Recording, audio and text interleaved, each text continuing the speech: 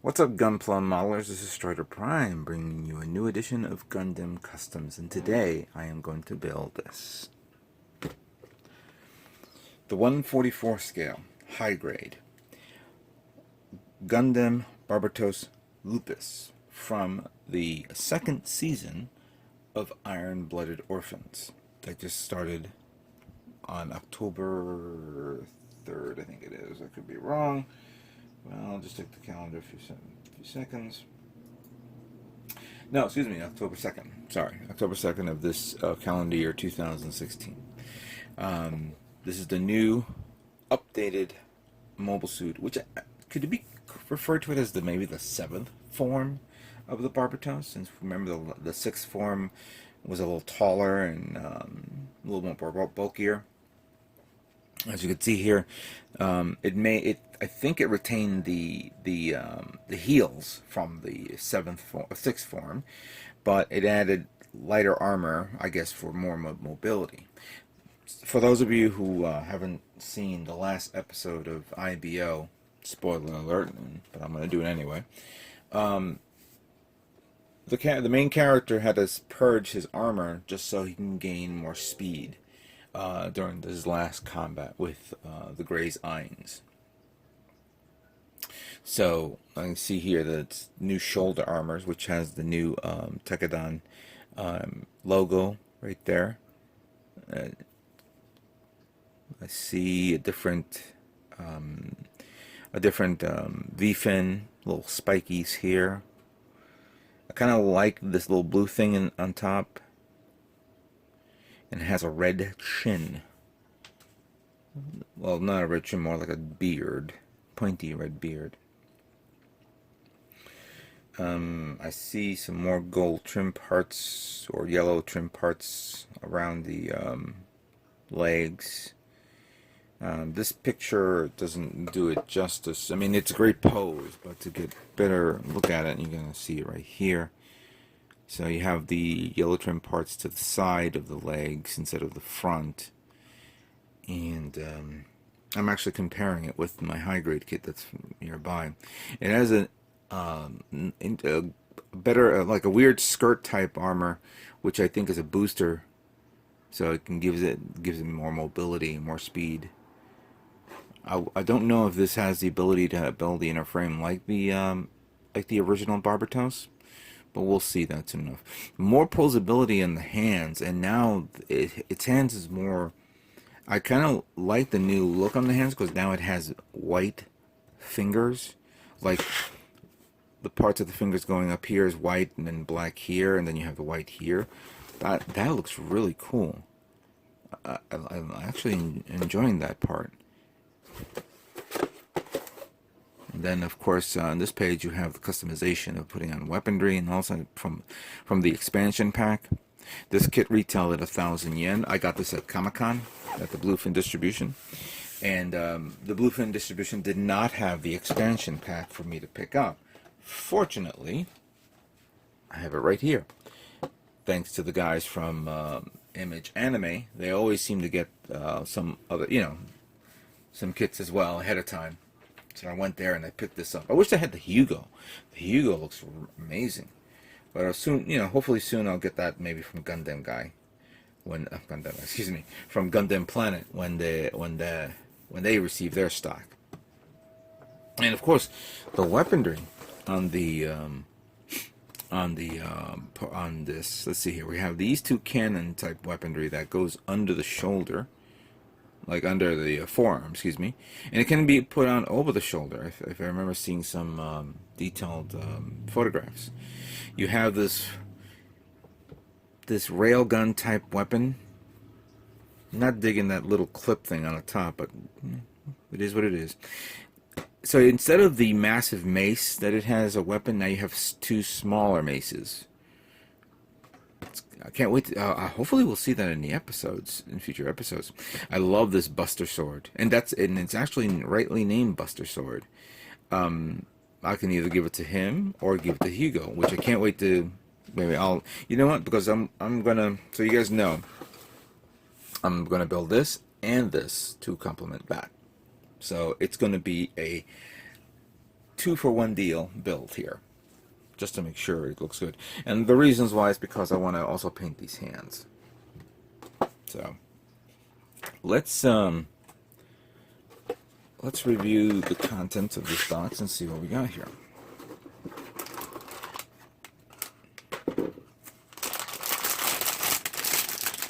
All right.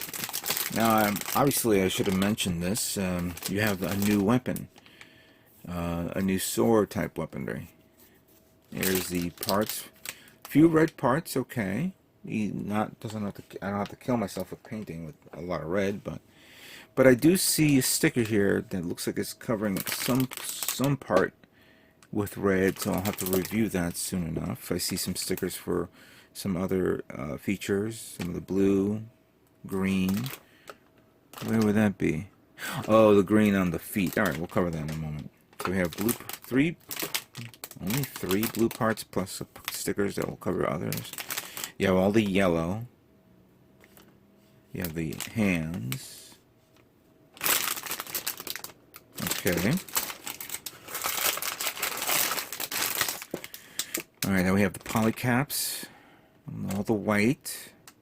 I see that was because of what we just saw a moment ago. I know that has to be painted in a different tone, like a two-tone color. Not two-tone, excuse me, a different, I think based off the stickers. Now I did see a picture of the forearm, and I'm not liking it at all. So, yeah, this is going to annoy me, but let's see what we can do. I'll explain later. So you have the body. Yeah, you do basically have to build the inner frame, kind of like the Barbatos from the previous kit. From the, here's the manual. So let's put this away here. And here. And before we review the manual, let's review the contents of this. You have another manual. Put that to the side. Now, unlike that kit where everything is all paint, representing whatever color, this is all gray. You see the hands, the cover of the hands, the mobile worker, which we didn't mention a moment ago. We have the Buster Sword, the rifle, and the other weaponry in between. A little pamphlet there. Prime 92 told me that in this kit, when she got hers, there was some more paperwork, more detailed information on some games. Didn't come with this kit, so I don't know why. And then another thing she told me, which I didn't see her video, because of course I was going to Comic-Con. I didn't get a chance.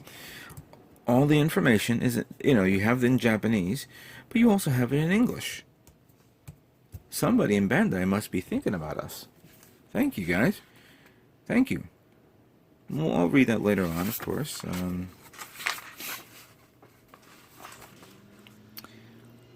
So I'm looking at the parts, part A, B, and C. And in part A, I see number 31 and 32 part that is not necessary to use. Don't know why, but we'll figure that out soon enough. And then, wow, they really stepped up their game on this illustration. The illustration looks a lot more detailed than before. It even, is it me, or now the illustration shows the part with even the detail on the part, like the panel lining and all that stuff. That's original. So you do see the assembly of the body, the head, the shoulders, the arms. Oh, interesting. Unlike the previous build, and I don't have the manual, I should look for it. Unlike the previous, I remember that you build the inner frame first, then the armor. This one, you have to build the... No, I'm probably thinking of the 1/100 scale. I'm not thinking of the 1/44 scale. But I did remember building the inner frame first. But okay, so we go from shoulder to arms, then the feet, the assembly of the legs,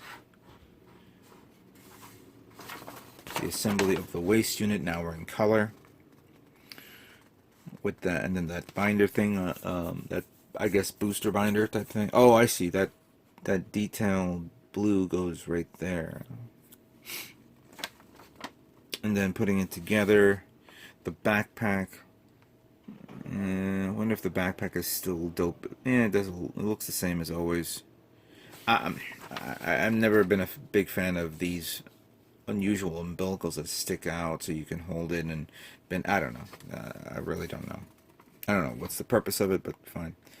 Then, of course, the weapon, which I think Prime 92 told me that this is a sword mace. It is thick. It has no sharp edges on it, so it's definitely for bashing. And then, of course, oh yeah, it's called the sword mace. There it is. Look at that. Gundam frame, and then, of course, the color guide and the assembly of the weaponry, so you can attach it to other mobile suits when you get your hands on it. And going to here,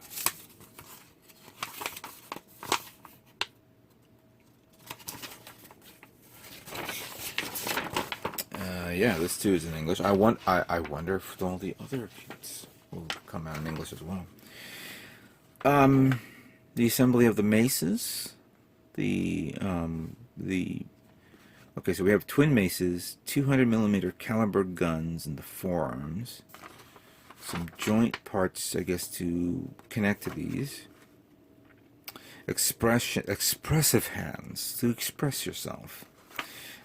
It comes with, I guess you can get I guess it comes with decals, so you can cover this with the white part, but obviously we're not going to do that. Then we have the long rifle,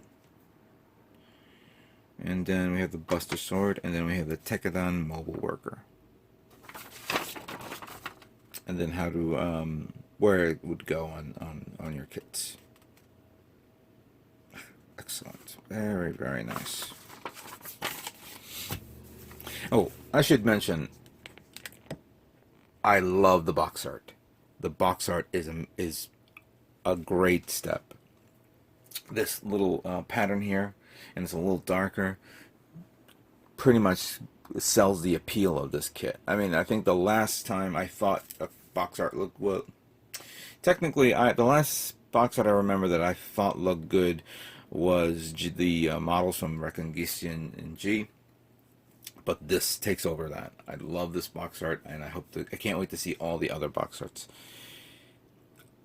Technically, I have never purchased all the high-grade kits from the Iron-Blooded Orphans series because I only wanted the 1/100 scales, and yeah, I never got the other kits. The only high grades I've gotten were the original Barbatos, the Gray's Raider, which I haven't built yet, and the Grey Zines. I never got. Oh, and I also have the Man Rowdy, but it was a damaged kit, which I should build it as a test, just for testing, not for building anything like that. But I never got none of the other high grades. But I'm enjoying these new high grade kits coming out, and I'm thinking I could probably get a lot of high grade kits for this year. Hopefully, I don't know. But this is what the kit looks like. This is the manual. We just covered that. Let's talk about painting.